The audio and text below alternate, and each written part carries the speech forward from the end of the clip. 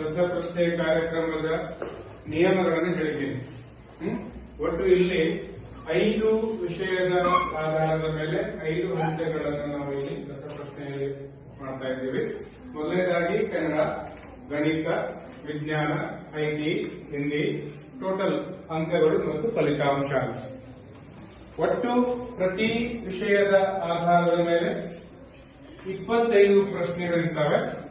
ನೀವು ಪ್ರಶ್ನೆಗಳ ಸಂಖ್ಯೆಯನ್ನು ನೀವು ಕೇಳಬೇಕಾಗುತ್ತೆ. ಅದೇ ಸಂಖ್ಯೆಯ ಪ್ರಶ್ನೆಯನ್ನು ನಾನು ನಿಮಗೆ ಕೇಳ್ತೇನೆ. ಸರಿಯಾ? ಈಗಾಗಲೇ ನೀವು ತಾಸು ಇವರು ವಿನ್ ಆಗಿದ್ದಾರೆ. ಪ್ರಶ್ನೆ ನೇರವಾಗಿ ಕುವೆಂಪು ತಂಡಕ್ಕೆ ನಾನು ಕೇಳುತ್ತೇನೆ. ಪ್ರಶ್ನೆಯ ಸಂಖ್ಯೆ 1 ರಿಂದ 25. ನೀವು ಯಾವುದಾದ್ರೂ ಒಂದು ಸಂಖ್ಯೆಯನ್ನು ಆಯ್ಕೆ ಮಾಡ್ಕೋಬಹುದು. 1 ರಿಂದ 25ರಲ್ಲಿ ಯಾವುದಾದ್ರೂ ಒಂದು ಸಂಖ್ಯೆ ಹೇಳಿ ಆ ಪ್ರಶ್ನೆ ನಿಮಗೆ ಕೇಳುತ್ತದೆ. ಎಷ್ಟು? 8 ಪ್ರಶ್ನೆ. ಬಸವಣ್ಣನ ಅಂಕಿತ ನಾಮವೇನು?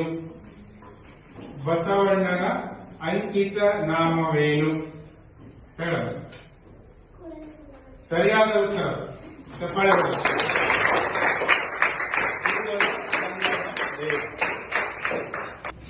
ಭಸ್ಮಾಸುರ ಇದು ಯಾವ ಸಂಧಿಗೆ ಉದಾಹರಣೆಯಾಗಿದೆ?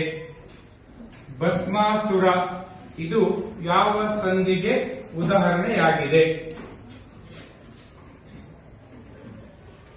ಅದನ್ನು ಬಿಡಿಸಿ ಯಾವ ಸಂಧಿ ಅಂತ ಹೇಳಬೇಕು. 15 ಸೆಕೆಂಡ್ ಸಮಯ ಇದೆ, ಇಲ್ಲ ಅಂದ್ರೆ ಪಾಸ್ ಆಗುತ್ತೆ ಪ್ರಶ್ನೆ.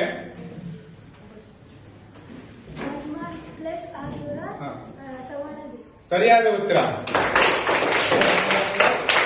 ರುಚಿಗಿಂತ ರುಚಿ ಇಲ್ಲ, ಈ ಗಾದೆಯನ್ನು ಪೂರ್ಣಗೊಳಿಸಿ. ಹೇಳೋಣ. ಸರಿಯಾದ ಉತ್ತರ. Very good.